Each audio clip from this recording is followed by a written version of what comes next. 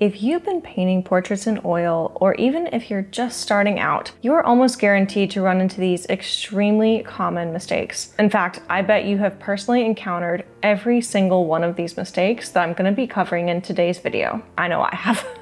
These struggles can leave you doubting your skills, and it's really easy to feel stuck, painting tightly and never achieving the expressive, painterly look that you're aiming for. But I can tell you right now, these mistakes aren't about your potential. And I know because I've coached hundreds of artists to help them take their portraits to the next level, and these mistakes have not stood in any of their way. No, the truth is these mistakes are small, human nature-driven habits, and they're easy to change, but they can easily snowball into big challenges if left unchecked. So let's break them down and fix them together. I'm going to be going over this painting of Ekko from Arcane for this video, and I hope you enjoy getting an up-close look at what this looks like as it unfolds. All right, so let's start with mistake number one, which is working off a bad reference. There's so many reasons why this can be a problem, but the main one is just that it is so freaking common. The reality is that most of us are painters specifically because we are not photographers. That's not universally true, but most of us, as a general rule, would rather be spending time painting versus spending time taking pictures, or spending time looking for pictures, or spending time paying a model to come in and pose for us. So the natural result is that we wind up working off of reference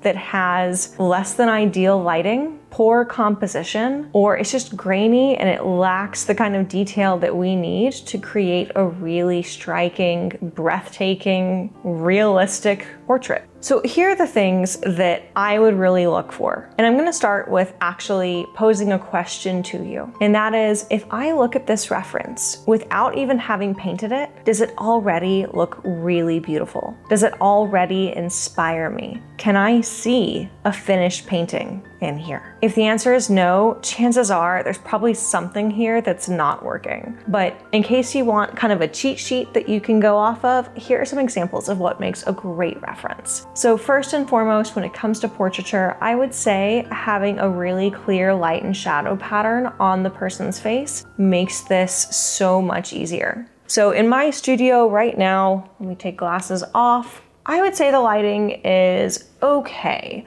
Like, I can tell that the light source is coming from this direction, and I have a more or less strong shadow pattern with like a clearly defined edge. It's not especially dark, which can make it a little bit trickier to see. But this is definitely better than a portrait where the entire face is in shadow, or the majority of it is in shadow, or vice versa, where almost the entire face is in the light. This would probably look this way if I just turned the camera and I faced the window that's lighting me currently. It is so common to take pictures because they capture a beautiful moment rather than capturing beautiful lighting. But if you just look for lighting that has clear light and shadow patterns and typically has light covering about, 2/3 to 3/4 of the face with the shadow covering the remaining 1/3 or 1/4, you're going to like the result so much better because it's going to make the painting so much easier to paint. Similarly, I would look for a composition that already speaks to you. This is more subjective, but it kind of goes back to that question that I asked earlier about, do I look at this and can I just see the finished painting waiting for me in here? And then I would say another thing to look for would be a strong emotional resonance. So does this make me want to stare at it? Does this really inspire me to paint? And I think along similar lines, I would ask, is there anything about this reference that I just don't like or want to change? This can be like the model having the wrong color of shirt, or like, wow, I really wish the light were a different temperature or coming from a different direction, or I wish the model's hand weren't like up on her face, all kinds of things. I would not wait till the painting to try and solve those things. Definitely solve them at the reference or the mock-up stage if at all possible. So for this piece of Ekko, I chose a screenshot of one of my favorite moments of this character from one of my favorite moments of the TV show. I just kept wanting to go back and rewatch this scene, and I thought that the composition was just so striking, and he has such incredible emotion on his face. I'm not going to spoil this for anyone who hasn't watched Arcane yet, but like if you haven't, what are you doing? Go off and watch it. I would say in this, there is a clear light and shadow pattern, so I can see the shadow kind of raking down his cheek.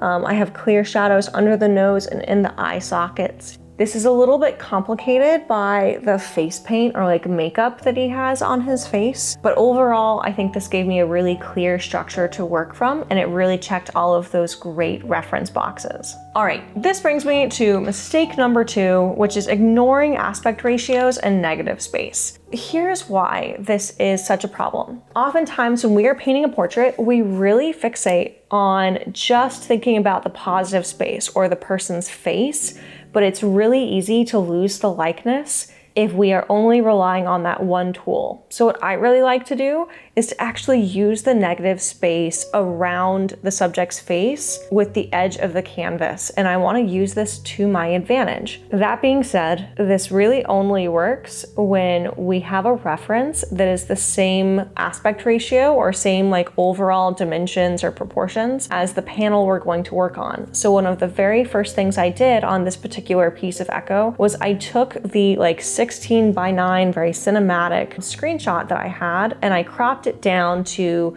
this aspect ratio, which is 6:8, or technically that's a 3:4 aspect ratio. That way, when I looked at my reference up on my screen, I knew that the edges of the reference should perfectly match the edges of this 6:8 panel, and I could not only check to make sure that the shapes of his face seemed correct, I could also look at the shapes around the face to make sure that those seemed correct as well. This just gives me more checkpoints to essentially double check and really ensure that I'm not going wildly wrong with the drawing, which ultimately means that I am much more easily able to get a successful likeness. Now, to do this for yourself, I really like using Photoshop for this. It's super simple, but the truth is that there are all kinds of tools that let you do this now. I would say the simplest thing for most people is that the Photos app on your smartphone typically has preset crop proportions that you can edit an image to. So if you pull up an image on your phone and you pull open the little edit box and you choose the crop option, especially on an iPhone, I know it has this. I imagine this is true on Android as well. It will actually let you choose different common aspect ratios that should match up with the aspect ratio of standard panel or canvas sizes. Now, the flip side of this is that if you're working off of like a linen pad or something else that's not like a hard surface like this, you can literally just use a ruler and draw in the exact dimensions that you need the final piece to be. That can be another really easy way to do this that is low tech. All you need to do is know the dimensions of the reference. All right, let's go to mistake number 3, which is painting what you think you should, not what will actually be fun. This is especially relevant for this little portrait that I have here. The reason is this. I could suggest to you the most helpful painting exercise in the whole world to help you to level up your skills, but if you're not having fun enough to do it over and over, it is a worthless exercise. So we really have to start with something that's gonna be reasonably fun. Now, that's not to say that some exercises aren't like eating your vegetables. Sometimes it's just gonna be a little tedious, but in my experience, you can take just about any exercise and have you shift it so you're painting a subject that you're interested in and that sparks inspiration. And this is way more likely to connect you with that sense of joy that you really need to make your practice sustainable overall. So that's why I really like paintings like this one. This is fan art from a TV show that I love, from one of my favorite scenes from this past season. So it was super simple to sit down and just want to paint this. For you, what I would really recommend is, go ahead and take this opportunity to brainstorm the kinds of subjects that really fill you with inspiration. And if you're not quite sure what that is yet, check out my video on putting together a vision board for your goal. In it, I break down the exact steps to help show you what kind of subjects you actually are most drawn to. When I did this for myself, I actually had a lot of surprising results. There were a lot of subjects that I thought I loved that wound up not making the cut, and ultimately, it made it way more easy for me to focus on painting the subjects that I enjoyed way more, which made it so much easier for me to level up as a painter. All right, mistake number 4, waiting for perfection when it comes to process, materials, guidance, and instruction. So here's why this is a problem. The truth is, at first, this is really helpful, and it winds up being kind of a slippery slope. At the beginning, when you are just starting this painting journey, what often happens is you wind up needing to know some basic things about tools and process and materials. If you don't know what colors to use, you can wind up making a muddy mess. If you don't know what fat over lean is, you can wind up with a painting that just won't cooperate with you or that doesn't stand the test of time. If you're trying to emulate a certain mark making technique and you need palette knife to do it, but you're trying to accomplish it with a brush, you're setting yourself up for frustration. So I know firsthand what it is like when you're new at something and you just want someone to tell you exactly what tools, what process, what steps you need. But here's the thing. Once you kind of get over that initial barrier and you have like a kind of workable idea of what tools or what processes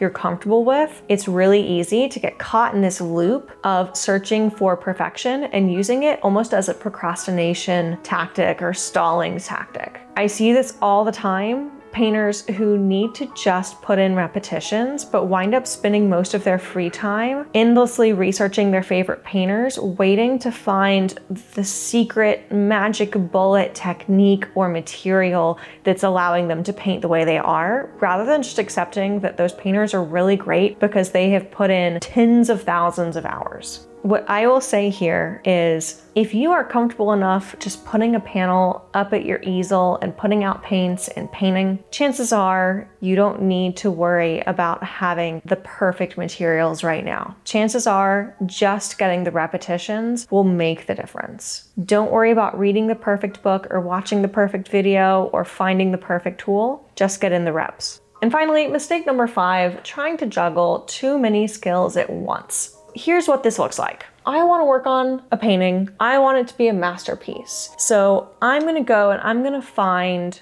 a reference that's really good. And I want to have incredible color and light and brushwork, and I want the likeness to be really good. And I'm going to sit down and I'm not going to be happy unless all these things come together.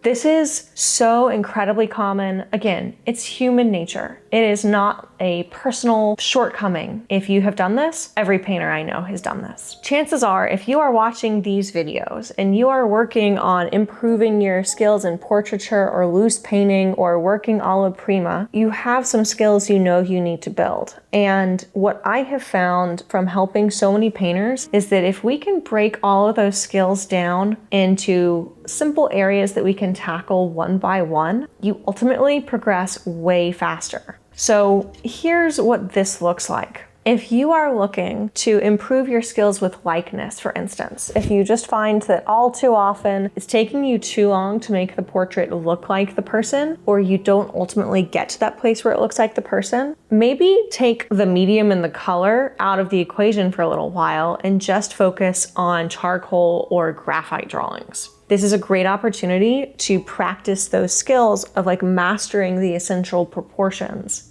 And again, because you're not having to juggle the medium of oil painting and you're working with something a little bit more simple and forgiving, like pencil, it winds up being a lot easier. Similarly, because you're not juggling color, it winds up being a lot easier. Similarly, if you are really trying to better understand color, you might do that better through doing actual color studies of some of your favorite paintings that you love for their color, rather than putting pressure on yourself to go out and get a reference that captures that same kind of color beautifully. For one, that winds up being 2 tasks in one. So you wind up saying, I need to go out and get a good reference. That's like step 1. And then step 2, you need to figure out how to match it with your palette. So already you've doubled the workload. But on top of that, there's this added snag of it's actually really hard to get lifelike color from a camera. So then you might resign yourself to painting from life, and then you're adding one more skill to the mix. So as much as possible, I would recommend focusing on exercises that allow you to build up your skills one by one. The truth is, the 5 beginner mistakes that I've talked about in this video, they might seem really small, but they really do snowball into big painting problems. It's really hard to improve if you're juggling too many skills that you're trying to build at one time. It's really hard to take a bad reference and turn it into a great painting. And it's really hard to keep going and thus keep improving if you're not having fun. These things, they seem small because it's such a small decision to just fall into these habits or let these mistakes happen. And addressing these habits can feel like more trouble than they're worth because it involves shaking up patterns and routines that have become automatic. But I'm here to tell you that fixing these is really a smaller change than you probably expect, and they snowball into having this tremendous effect on your growth. If that's what you want for yourself in 2025, check out this video on how to loosen up your oil painting and have a breakthrough year for your art in 2025, or download my free 2025 planning checklist down in the description. Remember, the best way to grow as an artist is to show up and enjoy the process so you keep showing up. You got this.